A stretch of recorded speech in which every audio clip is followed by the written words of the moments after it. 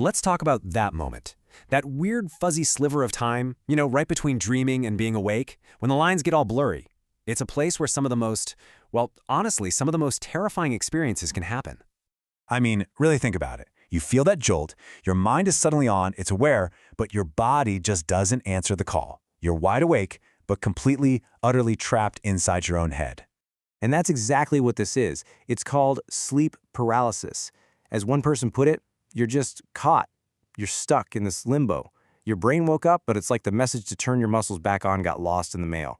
And that's the part that's so unbelievably scary.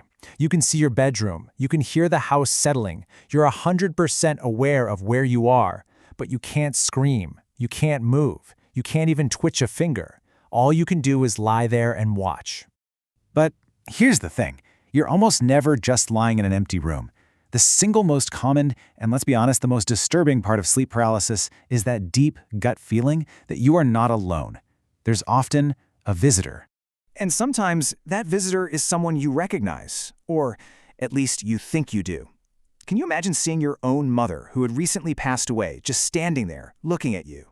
It's this horrible twist where the comfort of a familiar face becomes something deeply, deeply wrong because you just know it can't be real. Other times, though, the visitor isn't familiar at all. And just listen to the details here. It's not just a man's face. It's a distorted face. It's not just a smile. It's an unhumanly large smile, peeking at you from a dark closet. It's just wrong. And then the hallucinations can just go completely off the rails into pure nightmare territory. I mean, look at this. It's not even a full person anymore. It's just a floating, demonic head. It's like your brain is digging up your most primal, hidden fears and just splashing them right into your bedroom.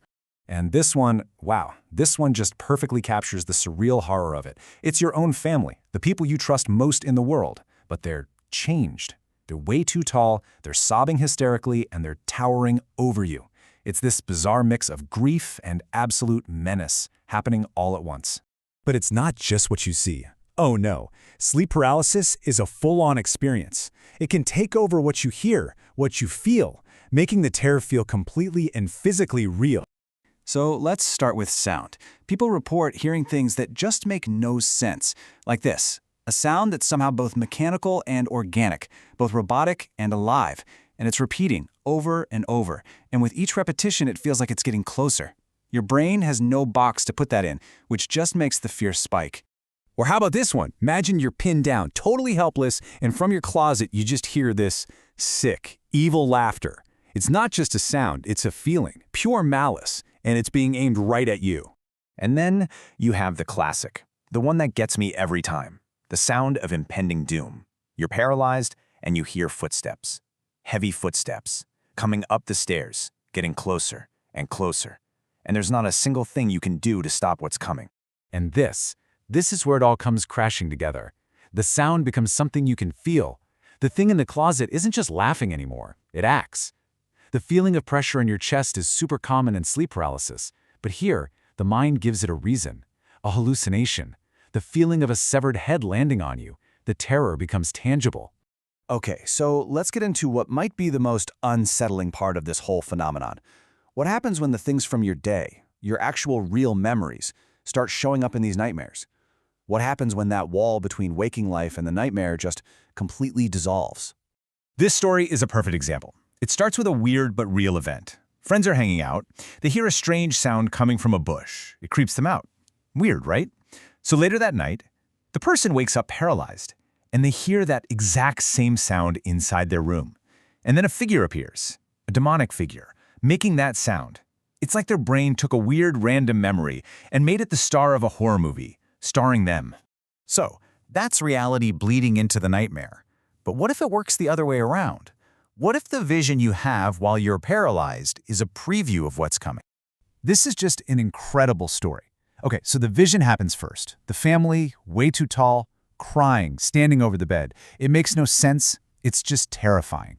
Then, a few days later, a horrible accident. The person winds up in the hospital. And what do they see when they're lying in that hospital bed? Their family, standing around them, crying.